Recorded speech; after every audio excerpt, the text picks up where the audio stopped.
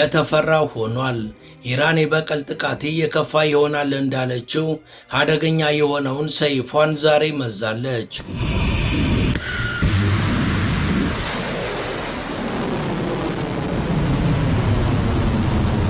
የአሜሪካ ጦር በኢራኗ ቄሽም ደሴት ላይ የሚገኙ የኢራን ወታደራዊ ተቋማትን መደብደቡና ወደ ኢራን ያመራ የነበረ ነዳጅ ጫኝ መርከብን በኢልፋየር ሚሳኤል መምታቱን ተከትሎ ኢራን አደገኛ የሆነ የአጸፋ እርምጃ ወስዳለች። ኢራን በአሜሪካ ለተፈጸመባት ወታደራዊ ጥቃት በሰጠችው ምላሽ በተመሳሳይ ጊዜ ኩዌትና ባህሬን ላይ ጥቃት ፈጽማለች። የኢራን አብዮታዊ ዘብ ከዚህ በኋላ ያጥቅቶ ማምለጥ ዘመን አብቅቷል። ማናቸውም አይነት የጠላት ድርጊት ከተፈጸመ ድንበሮችን በሚሻገርና አውዳሚ በሆነ መንገድ ምላሽ ይሰጣል ብሏል። አብዮታዊ ጦሩ ዛሬ ባሰማራቸው ድሮኖችና 7 ባላስቲክ ሚሳኤሎች የኩዌት ዓለም አቀፍ አውሮፕላን ማረፊያን በከባድ ሁኔታ የደበደበ ሲሆን የአየር ማረፊያው ተርሚናል ሕንፃም ከፍተኛ ውድመት ደርሶበታል። ከአየር ማረፊያው ባሻገር የኢራን ጥቃት በተለይ የአሜሪካ ጦር 5ኛ ፍሊትና የሄሊኮፕተር ማዕከል ላይ ያነጣጠረ ነበር። ጥቃቱን ተከትሎ ኩዌት የአየር ክልሏን የዘጋች ሲሆን ወደ ሀገሪቷ የሚደረጉ በረራዎችም በሙሉ እንዲቋረጡና አቅጣጫቸውን እንዲቀይሩ ተደርጓል።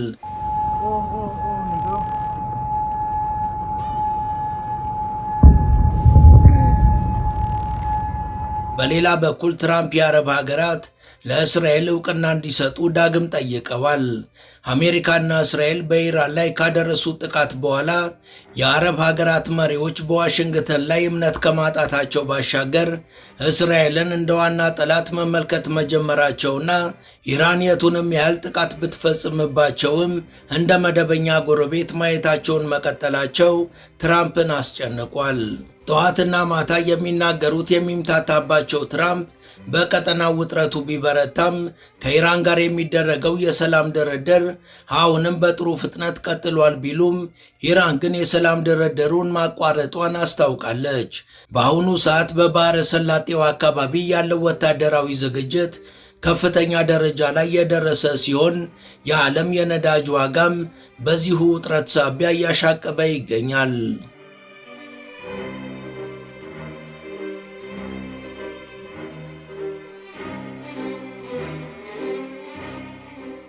ሰላም ጤና ይስጥልን። በመላው ዓለም የምትገኙ ውድ የመሿለኪያ ቤተሰቦች በዛሬው መሰናዷችን በአሜሪካና በኢራን ዙሪያ ባለፉት 24 ሰዓታት ስለተከሰቱ አነጋጋሪ ጉዳዮችና በቀጠናው እየተፈጠሩ ስላሉ ክስተቶች እናስቃኛችኋለን። ቻናላችንን ሰብስክራይብ፣ ላይክ እና ሼር ታደርጉ ዘንድም እንጋብዛለን።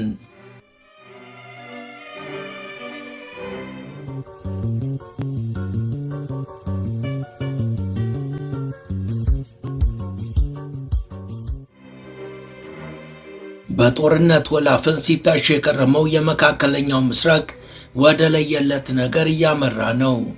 አሜሪካ የኢራኗ ቄሽም ደሴት ላይ ጥቃት ያደረሰች ሲሆን ኢራን በአጸፋው በወሰደችው እርምጃ ኩዌትና ባህሬንን ኢላማ አድርጋለች። ኢራን በኩዌትና በባህሬን የሚገኙ የአሜሪካ የጦር ቤዞችን ደብድባለች። በሁለቱ ሀገራት በሚገኙ የአሜሪካ የጦር ቤዞች ላይ በወሰደችው የአጸፋ ጥቃትም ከባድ ውድመትን አድርሳለች።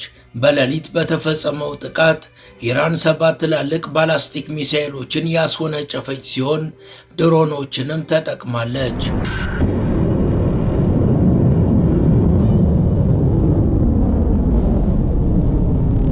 ሚሳኤሎቹና ድሮኖቹ በተለይ የአሜሪካ ጦር 5ኛ ፍሊት የአየር ማረፊያና የሄሊኮፕተር ማዕከል ላይ ያነጣጠሩ ነበሩ። የአሜሪካው ወታደራዊ ተቋም ሴንቲኮም ቀደም ብሎ በኢራን ቄሽም ደሴት ላይ የሚገኘውን የምድር መቆጣጠሪያ ጣቢያ ማጥቃቱ ከኢራን የሚወነጨፉ ሚሳኤሎችንና ሰው አልባ ድሮኖችን ለመጥለፍ በእጅጉ የሚረዳ መሆኑን ገልጸዋል።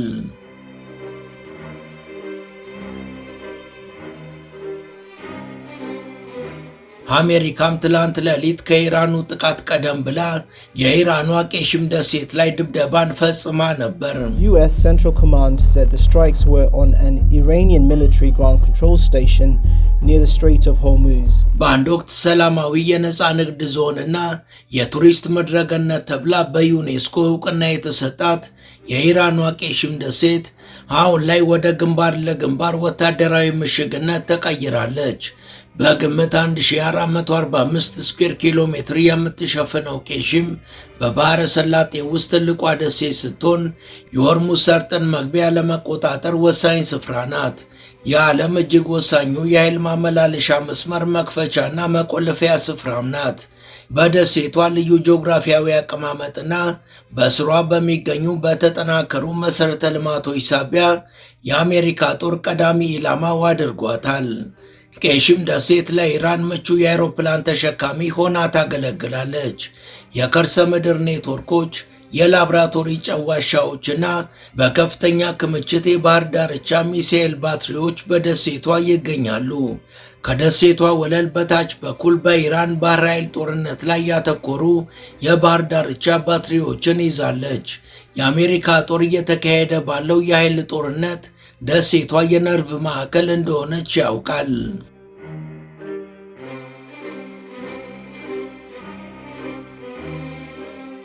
በሕይወት ይኑሩ አሊያም ይሞቱ እስካሁን በእርግጠኝነት ያልታወቀው የኢራኑ የበላይ መሪ አያቶላ ሙጃተባ ካሜኒ በሕይወት መኖራቸውን ማርኮ ሩቢዮ በኮንግረሱ ፊት በሰጡት ምስክርነት አረጋግጠዋል። ሙጃተባ ካሜኒ በዚህ ዓመት መጀመሪያ ላይ አሜሪካ በፈጸመችው ጥቃት የተገደሉት የቀድሞው ጠቅላይ መሪ አያቶላ አሊ ካሜኒ ልጅ ሲሆኑ በአሁኑ ወቅትም በሕይወት እንዳሉ ግን በዛ ጊዜው ጥቃት መጠነኛ አደጋ ደርሶባቸው እንደነበር ተገልጿል። በመንግስት ሚዲያዎች ላይ ከተነበቡ የጽሑፍ መልእክቶቻቸው በስተቀር ሙጅተባ ካሜኒ በአደባባይ ታይተውም ሆነ ተሰምተው አያውቁም። በሌላ በኩል አሜሪካ ኢራንን ማጥቃቷንና የኢራን ሚሳኤሎችና ድሮኖች ኩዌትና ባህሬንን መደብደብ መጀመራቸውን ተከትሎ የድፍድፍ ነዳጅ ዘይት ዋጋ ከ1 በመቶ በላይ ጨምሯል። ብሬንት ድፍድፍ ነዳጅ በበርሜል $1 ከ5 ሳንቲም ጨምረዋል። ትላንት ሌሊት በአሜሪካና በኢራን መካከል ግጭት ቢፈጠርም በዋሽንግተንና ቴህራን መካከል የተኩስ አቁሙ ስምምነት አሁንም እንደቀጠለ ነው ስትል ዋሽንግተን መናገሯ ራሱን የቻለ ተስፋ ነው ተብሏል። የአሜሪካ ፖለቲከኞች ግን ሐሳባቸው በተቃራኒው ነው። በዚህ ዙሪያ ተጠይቀው የነበሩት የቀድሞው የፔንታገን አመራር ጆን ቲቸርት የኢራንን መንግስት ሙሉ ለሙሉ ለመገርሰስና ሀገሪቷን እንዳትነሳ ለማድረግ ከባባድ ድብደባዎች በኢራን ላይ መፈጸም አለባቸው፣ ያለበለዛ የምንፈልገውን አናገኝም ሲሉ ዓይን ያወጣ ምላሻቸውን ሰጥተዋል። Jesse, I actually think that the first 6 weeks of operations against Iran were at the operational level. ኢራንን በደበደብንበት የመጀመሪያዎቹ 6 ሳምንታት ትኩረታችን የነበረው የአገዛዙ አመራሮች ላይ ነበር። አሁን ኢራኖች በድርድር ጊዜ እየገዙ ነው። ገና አሁን ላይ አገዛዙና መዋቅሩ ላይ ያነጣጠሩ ከባባድ ጥቃቶችን ከፈጸምን ነገሮች ኢራን ፈጽሞ ባላሰበችው መንገድ ስለሚጓዙ ሳይወዱ በግዳቸው የምንፈልገውን ሁሉ ያደርጋሉ። ስለዚህ አሁን ላይ ኢራን በጣም መደብደብ አለባት። ትራምፕ የአረብ ሀገራት ለእስራኤል እውቅና እንዲሰጡ ዳግም ጠይቀዋል። ዶናልድ ትራምፕ ከኢራኑ ስምምነት ጎን ለጎን ይህንን ፍላጎታቸውን አሁንም አልገቱም። አሜሪካና እስራኤል በኢራን ላይ ካደረሱት ጥቃት በኋላ የአረብ መሪዎች ዋሽንግተን ላይ እምነት ከማጣታቸው ባሻገር እስራኤልን እንደ ዋና ጠላትነት መመልከት ጀምረዋል። የባህረ ሰላጤው ሀገራት ባለፉት ወራት ክፉኛ ተቃጥለዋል። የተባበሩት አረብ ኤሚሬትስ ብቻ ከ2800 ጊዜ በላይ የኢራን ጥቃቶችን አስተናግዳለች። በመላው አረብ ሀገራት ያሉ የህዝብ አስተያየት ሰጪዎችም እስራኤልን ከምንጊዜውም በላይ በጠላትነት ፈርጀዋታል። የባህረ ሰላጤው ሀገራትን እንደፈለገች ለመምታት ፈቃደኝነቷንና አቅሟን ያሳየችውን ኢራንን ደግሞ መደበኛ ጎረቤት አድርገው መቁጠራቸው ትራምፕን በእጅጉ አስጨንቋል።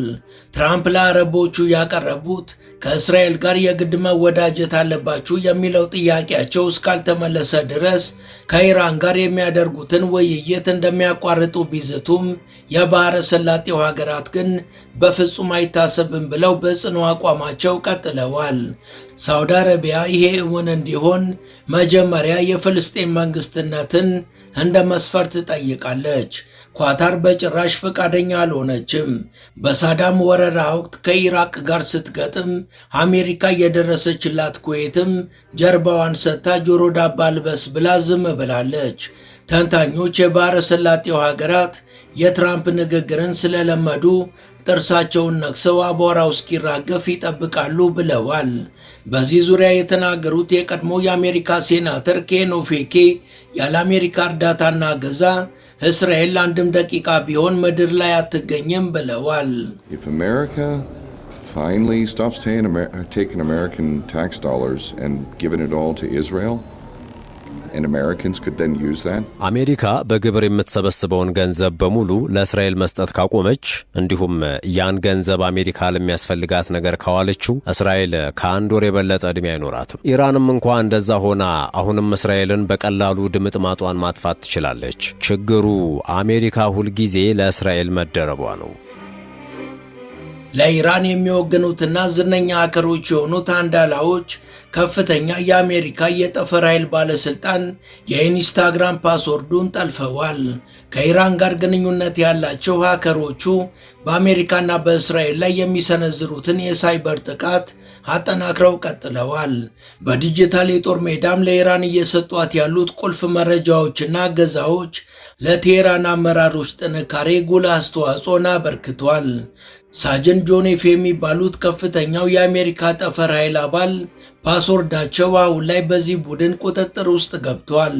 ከዚህ ጎን ለጎን በቪየትናም ጦርነት ወቅት ከነበረው የሃኖይና የስነልቦና ጦርነት ጋር የተያያዙ ክሊፖችን ጨምሮ ሞራልን ዝቅ የሚያደርጉ መልእክቶች ለአሜሪካ ወታደሮች እንዲደርሷቸው በመላክ ትጥቃቸውን እንዲፈቱና የስነልቦና ጫና እንዲደርስባቸው እያደረጉ ነው።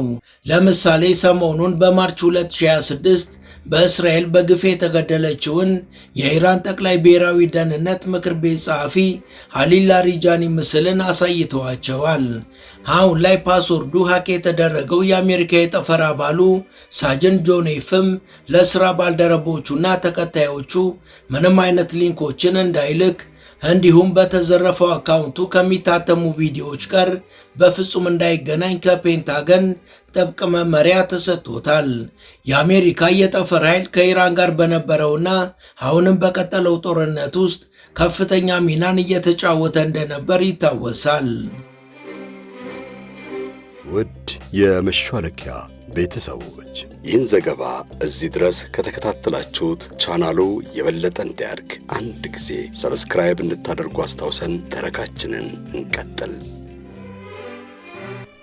ይህ በእንዲህ እንዳለ በዋሽንግተን የአልጀዚራ ጸሐፊ የሆነው ማይክ ሃና ትራምፕ በሚዲያዎች ከፍተኛ ጫና እየደረሰባቸው ነው፣ በተለይ ሁሉም ነገር በቅርብ እንደሚፈታ ደጋግመው መናገራቸው ከራሳቸው አስተዳደርና ከሀገራቸው የሚዲያ አውታሮች ከፍተኛ ጫና እንዲደርስባቸው አድርጓል ብሏል። በዚህ ግጭት መጀመሪያ ላይ ጦርነቱ ለቀናት እንደሚቆይ ተናግረው ነበር።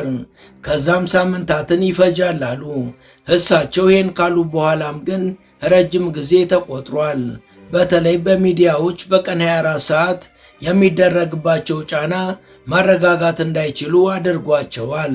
ነገር ግን ስምምነት ላይ ካልተደረሰ ኢራንን በድጋሚ መምታታቸውን ይቀጥላሉ ሲል ማይክ ሃና ገልጿል።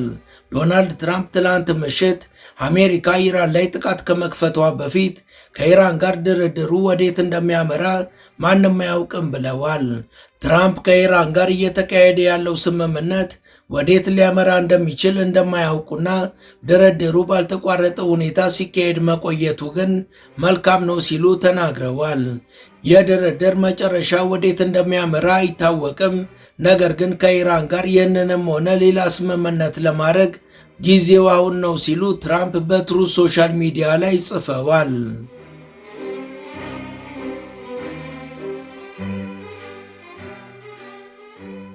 በሌላው በኩል የመካከለኛው ምስራቅ የዓለም ጉዳዮች ምክር ቤት ባልደረባ ኦማር ራህማን እስራኤል በሊባኖስ ውስጥ ያለውን ጦርነት ከሚያስቆሙ ስምምነቶች ጋር በአሁኑ ጊዜ አልወያይም ብላለች። ይልቁንም ደቡብ ሊባኖስን ላልተወሰነ ጊዜ ለመቆጣጠርና የዘር ማጽዳት ምኞቷንም ለመቀጠል ያቀደች ይመስላል። ይህም አሁን በጋድ እየታየ ነው ሲል ለአልጀዚራ ተናግሯል። ምንም እንኳን ዋሽንግተንና ቴሄራን አሁንም በመሃላቸው አለመግባባቶች ቢኖሩም በመጨረሻ ሊያደራድር የሚችል ስምምነትን ሊፈራረሙ ይችላሉ ብለን እንጠብቃለን። ነገር ግን እስራኤል ከሂዝቦላ ጋር የተኩስ አቁም ስምምነት ለማድረግ ፈቃደኛ ለመሆኗ ሁሉንም ነገር የማደናቀፍ አቅም አለው ብለዋል። በዚህ ዙሪያ የተናገሩት ፕሮፌሰር ሰይድ መሐመድ ማራንዲ በበኩላቸው እስራኤል በሊባኖስ እየፈጸመችው ያለችው ፍጅት የተቀነባበረና በቅንጅት የታሰበበት ነው። ንጹሐን ዜጎች በዚህ ልክ ሲረግፉ በሊባኖስ የሚገኙ ለወትሮ ሰብአዊ መብት እያሉ የሚያላዝኑ የምዕራባውያን ሚዲያዎች ምንም ትንፍሽ አላሉም። ይልቁንም ንጹሐኖቹን ሕፃናትንና አሮጊቶችን ሳይቀር የሂዝቦላ አባላት ናቸው ማለታቸው ብዙ የሚናገረው አለ ብለዋል። And it's quite extraordinary that the West, which always raises its voice about air strikes or missile strikes on በሊባኖስ ያለው ነገር በእጅጉ ይገርማል። የምዕራባውያን ሚዲያዎች ዘወትር ስለ ኪየቭ መመታት ይዘግባሉ። ያውም ሩሲያውያን መኖሪያ አፓርትመንቶችን ሳይወድሙና ንጹሃንን ሳይገድሉ። በሊባኖስ ግን እነዚህ ሁሉ መንደሮችና ከተሞች እየወደሙ ንጹሃን እየተፈጁ አንዳቸውም ስለ እነርሱ ዘገባ ሰርተው አያውቁም። አስቡት፣ በእነዚህ 5 ሳምንታት ብቻ ከ3500 በላይ የሊባኖስ ንጹሃን ዜጎች ተገድለው አንድም ዘገባ ለመስራታቸው በእጅጉ የሚያሳፍር ነው። አሜሪካ የኔቶን ይዞታ ወደ ሩሲያ ድንበር እንዲስፋፋ ያላትን ፍላጎት መግለጿ ሩሲያን በእጅጉ አስቆጥቷል። የተግባርም ትራምፕና ፑቲንን ዓይንና ናጫ ያደርጋቸዋል ተብሏል። አሜሪካ የኔቶ አባል ሀገራት የኒኩሌር ጥቃቶችን ማድረስ የሚችሉት ዲሲኤ የሚባሉትን የአሜሪካ ባለሁለት አቅም አይሮፕላኖችን እንዲያስተናግዱ የመፍቀድ ዕድልን እየሰጠቻቸው ነው ሲል ፋይናንሻል ታይምስ አስነብቧል።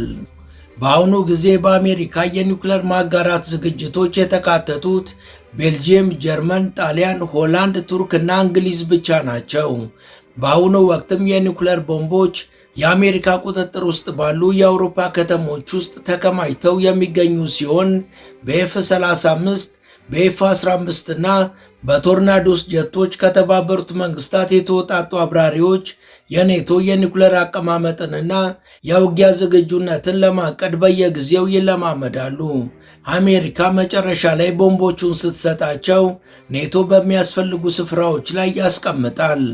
አሜሪካ በአውሮፓ የሚደረጉትን አንዳንድ የተለመዱ ወታደራዊ እንቅስቃሴዎችን በተመለከተ የወሰደችው እርምጃ አሜሪካ ለአጋሮቿ የኒኩሌር ጃንጥላ ለማቅረብ ያላትን ቁርጠኝነት ለማሳየት ያለመ ነው ተብሏል። በመሪዎቹ መካከል የሚደረገው ንግግርም በጣም ሚስጥራዊ እንደሆነ ተገልጿል። ነገር ግን በኔቶ ምስራቃዊ ክፍል ያሉ ሀገራት በተለይም ፖላንድ እንዲሁም ለሩሲያ ድንበር ቅርብ የሆኑ ሀገራት ከሁሉ የበለጠ ፍላጎትን አሳይተዋል። ይህ ደግሞ ሩሲያን ለአጸፋው እንድትዘጋጅ ያደርጋታል ተብሏል።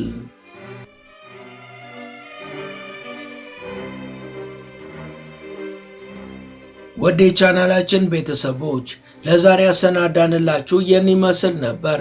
እስከ ዝግጅታችን ፍጻሜ አብራችሁን ስለነበራችሁ ከልብ እናመሰግናለን። በቀጣይ ቢሰሩ የምትሏቸውን ርዕሰ ጉዳዮች ብትጠቁሙን ደስ ብሎን እንቀበላለን። ቻናላችንን ሰብስክራይብ ማድረግ፣ የደወል ምልክቱን መጫንና ላይክ ማድረግ አትዘንጉ እያልን ለዛሬ በዚሁ ተሰናበትን። መልካም ጊዜ።